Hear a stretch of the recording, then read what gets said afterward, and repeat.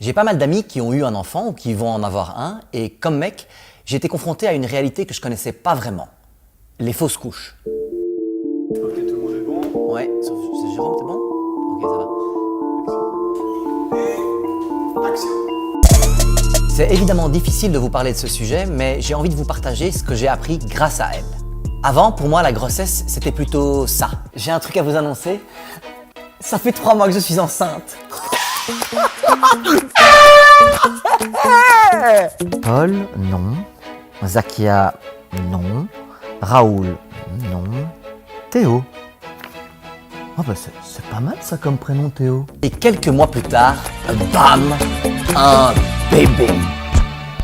Alors ça, évidemment, c'est lorsque tout va bien. Parce que parmi les problèmes qui peuvent survenir pendant une grossesse, il y a les fausses couches. Environ une grossesse sur 5 finit par une fausse couche. Et on estime qu'une femme sur 4 connaîtra ça au cours de sa vie. Les chiffres sont vraiment impressionnants, pourtant on en parle assez peu. Chaque femme, chaque couple vit ça très différemment. Pour certaines, c'est un passage qui est un peu moins difficile que pour d'autres, et c'est tant mieux. Mais lorsque c'est difficile, c'est autant pour des raisons physiques que psychologiques. Ben oui, une fausse couche, c'est quand même faire le deuil d'une vie qu'on a choisi de porter. Le deuil d'un fœtus qu'on considérait déjà comme un bébé. Alors quand on sait que 80% des fausses couches ont lieu dans les 3 premiers mois et que c'est une épreuve, qu'est-ce qui peut être mis en place pour rendre le début de la grossesse plus serein? D'abord, c'est aux femmes de choisir le moment où elles annoncent leur grossesse. Après 2 semaines, 1 mois, 2 mois, 3 mois, peu importe, c'est à elles de choisir. Aujourd'hui, le corps médical et la société, implicitement ou explicitement, poussent les femmes à annoncer ça après l'échographie des 3 mois. Tout se passe comme si les 3 premiers mois n'existaient pas, étaient invisibles ou pas importants. La nausée, la fatigue, la pression de devoir bien faire, tout ça est vécu uniquement en couple ou individuellement. Or, on devrait pouvoir choisir de le vivre autrement. Ensuite, ce serait bien d'arrêter de croire à la fable de la grossesse qui est maîtrisée ou maîtrisable de bout en bout. Avoir un enfant, c'est pas le commander sur Amazon, attendre qu'il soit fabriqué en série, lui mettre un code barre pour le traquer de bout en bout et, après 9 fois, le découvrir chez soi. Non. La grossesse, c'est pas quelque chose de linéaire et les femmes n'ont pas de maîtrise sur l'entièreté du processus. Plus encore, lorsqu'une femme fait une fausse couche, elle n'est pas responsable. Bon, imaginons qu'une fausse couche arrive dans votre entourage. Qu'est-ce qu'on peut éviter et qu'est-ce qu'on doit faire dans ces cas-là? Perso, j'ai fait des bourdes. Ce serait déjà pas mal d'éviter les trucs bien lourds, du genre « la prochaine fois, faut un peu mieux l'attacher, hein ». Faut aussi éviter les phrases qui se veulent rassurantes mais qui blessent quand même, du genre « oh mais c'est pas grave, vous en avez déjà 2 !» Non mais ça va aller, hein, tu en auras d'autres. Hein.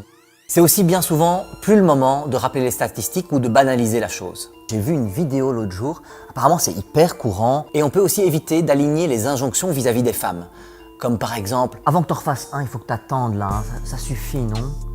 Moi si j'étais à ta place, stop, on n'est pas à leur place. Ni leur corps, ni leur enfant n'est une propriété publique. Si une femme enceinte a envie qu'on lui touche son ventre, elle le demandera. Si une femme qui vient d'avoir une fausse couche a besoin de conseils, elle en demandera aussi. Au final, j'ai appris que ce n'est pas parce que les fausses couches sont courantes que ce n'est pas important. En général, ça marque pour toujours, que ce soit la femme ou le couple. Ce dont nos proches ont besoin à ce moment-là, c'est qu'on soit soutenant et présent. Il faut bien qu'on comprenne que ça peut être vécu comme un deuil. Et pendant un deuil, la meilleure chose à faire, c'est de laisser à l'autre le temps de digérer l'événement. On peut même essayer de prendre une partie de la peine de l'autre et en tout cas être présent si l'autre a envie d'en parler. Accompagner ses proches sans juger ni projeter, j'ai appris que c'était plus facile à dire qu'à faire. Mais ça n'empêche pas d'essayer. Vidéo, mon ami, on l'applaudit. Ah. Petit générique, hein, ambiance. Les gens qui kiffent Nabil vont kiffer, hein, ça c'est sûr. Surabondance de Nabil.